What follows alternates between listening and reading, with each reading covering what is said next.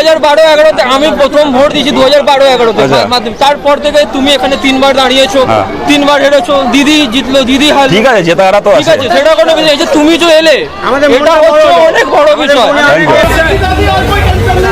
अब तो सेम जुमला नहीं होगा। ठीक है 3 बार हमने आवाज दिया आप लोग सरकार में। 3 बार हमने आवाज दिया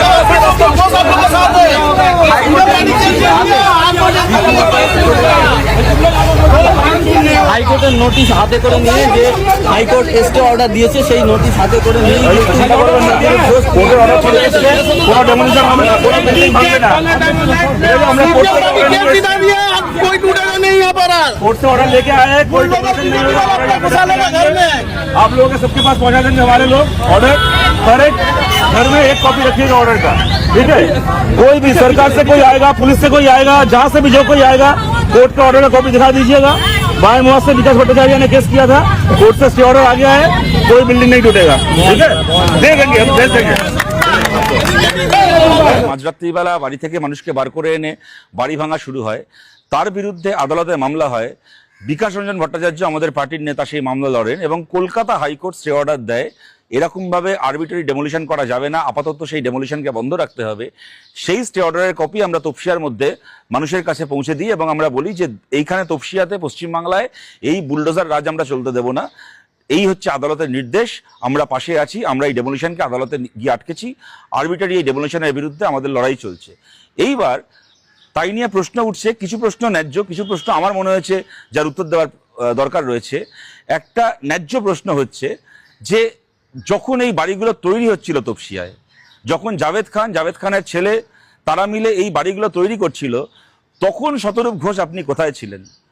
তখন আমি সিপিআইএমেই ছিলাম, তখন শুভেন্দু অধিকারী তৃণমূলে ছিলেন, তখন শুভেন্দু অধিকারী জাভেদ খানের সঙ্গে ছিলেন। তাদের আমলে এবং বামফ্রন্ট, এবং অনেকে এই প্রশ্ন করছেন যে এই বাড়িগুলো কি বামফ্রন্ট সরকারের সময় তৈরি হয়নি? ঠিক, বামফ্রন্ট সরকারের সময়ই তপসিয়ার মধ্যে এই ধরনের বেআইনি কাজ শুরু হয়েছে। আপনাদেরকে মনে করাই 1995 সাল থেকে ওই এলাকায় কাউন্সিলরের নাম জাভেদ খান, 2006 সাল থেকে ওই এলাকায় এমএলএর নাম জাভেদ খান এবং পরবর্তীকালে জাভেদ খান ওখানকার মন্ত্রী। এবং জাভেদ খানের এই যে 30 বছরের তপসিয়ায় বেআইনি কারবারের ইনিংস, এই 30 বছরের মধ্যে 25 বছর শুভেন্দু অধিকারী ছিলেন জাভেদ খানের সঙ্গে এক দলে সতীর্থ। অতএব কে কোথায় ছিল না ছিল সেই প্রসঙ্গকে সরিয়ে রেখে আজকের কথায় আসি। দেখুন, যারা আজকে অনেকে এই কথা বলছেন, যারা যে এই বেআইনি বাড়িগুলোর বিরুদ্ধে, বেআইনি এই ধরনের এনক্রোচমেন্টের বিরুদ্ধে ব্যবস্থা নেওয়া উচিত কি উচিত নয়, আমাদের এখানে পরিষ্কার বক্তব্য। এই বেআইনি এনক্রোচমেন্টের বিরুদ্ধে ব্যবস্থা নেওয়ার দাবিতে এই কলকাতা শহরে, এই পশ্চিমবাংলায় আমরা বামপন্থীরা লড়াই করেছি এই গোটা তৃণমূল সরকারের সময়কালে। তার জন্য আমাদের উপর হামলা হয়েছে, আক্রমণ হয়েছে। আপনাদেরকে ঘটনা জানাই, যারা এই সমস্ত ফেসবুকে লিখছে কি জানে তারা কসবা সম্পর্কে?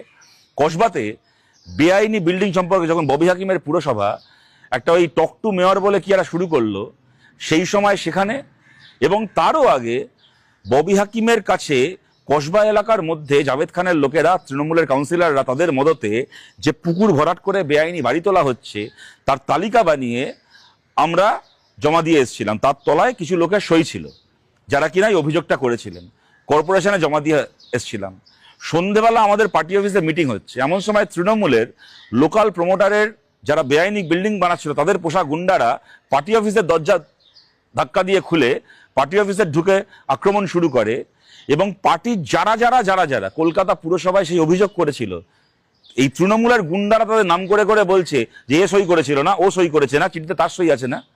মানে আমরা অভিযোগটা করে এসেছিলাম ববি হাকিমের পুরসভায়, সূর্য ডোবার আগে তৃণমূলের লোকাল গুন্ডাদের কাছে ববি হাকিম দায়িত্ব নিয়ে সেই লিস্ট পাঠিয়ে দিয়েছিল যে এরা এরা এরা এরা তোমাদের বেআইনি কাজের বিরুদ্ধে অভিযোগ করছে, তোমরা এবার বাকিটা বুঝে নাও এলাকায়। কসবাতে এই জিনিস দেখাবো আপনাদেরকে। কসবা 67 নম্বর ওয়ার্ডে একটা পুকুরকে, জলাশয়কে সুইমিং পুল বলে জাভেদ খান সুইমিং পুল উদ্বোধন করেছিল। জাভেদ খান নিজে সুইমিং পুল উদ্বোধন করে চলে যাওয়ার কদিন পরে সেইটাকে মাটি দিয়ে ভরাট করে তার উপর বিল্ডিং তৈরি করে এখন সে বিল্ডিং দাঁড়িয়ে আছে। সুতরাং এইগুলো হয়েছে, তার বিরুদ্ধে লড়াই আমরা করেছি। এবং আমি এরকম একটার পর একটা উদাহরণ দিয়ে যেতে পারি গোটা কসবা জুড়ে, গোটা কলকাতা জুড়ে। কিন্তু কথাটা যে কারণে বলার, আজকে যারা এই কাজগুলো করলো, তৃণমূলের যে জাভেদ খান, তার ছেলে ফাইয়াজ খান, আরো তৃণমূল কংগ্রেসের গুন্ডা বদমাইশগুলো, যে বেআইনি প্রমোটারগুলো এই কাজগুলো করলো, এদের কোনো শাস্তি হবে না। জাভেদ খানের কোনো শাস্তি হবে না, ফাইয়াজ খানের কোনো শাস্তি হবে না। এই বেআইনি কাজগুলো করা তৃণমূলের পোশাক যে কনস্ট্রাকশন মাফিয়াগুলো আছে তাদের কোনো শাস্তি হবে না। ওখানকার কর্পোরেশনের যারা একদিন ধরে ওখানকার বিল্ডিং ইন্সপেক্টর ছিল, বিল্ডিং ডিপার্টমেন্টের যারা ইন্সপেকশনের দায়িত্বে ছিল, যাদেরকে টাকা দিয়ে এই কাজগুলো করা হয়েছে, তাদের কারো কোনো শাস্তি হবে না। ওখানে তিলজলা থানা থেকে শুরু করে আশপাশের থানা এলাকার যে ওসিগুলো, যে পুলিশগুলো পয়সা খেয়ে এই কাজগুলোতে মদত দিয়েছে, হতে দিয়েছে, বারবার তাদের কাছে অভিযোগ করার পরেও কাজগুলো আটকায়নি, যে অভিযোগ করেছে তার বাড়িতে রাত্রিবেলা গুন্ডারা হামলা করেছে, সেই পুলিশ অফিসারদের কোনো শাস্তি হবে না। গত 15 বছর ধরে কলকাতা পুরসভার এই বিল্ডিংয়ের যারা এমআইসি থেকেছে তাদের কোনো শাস্তি হবে না, ববি হাকিমের কোনো শাস্তি হবে না। এরা সবাই কোটি কোটি টাকা সম্পত্তি বানিয়ে নিজের বাড়িতে পায়ের ওপর পা তুলে বসে থাকবে।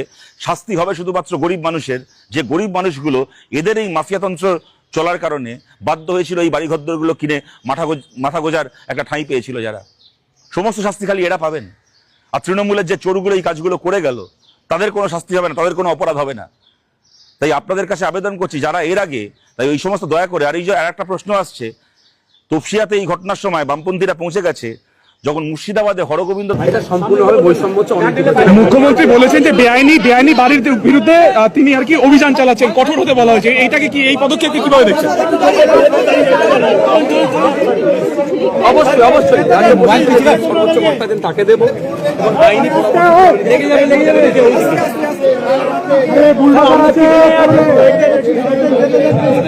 মুখ্যমন্ত্রী পদক্ষেপকে কিভাবে দেখছেন? ওনাকে আসতে দিন, ওনাকে আসতে দিন, ওনাকে আসতে দিন। ভাইয়া চলে আসুন, ওনাকে আসতে भाई थोड़ा शांत रहो, बात करेंगे, संतोष में जाएंगे। आप लोग को चाह रहे हैं तो करने के लिए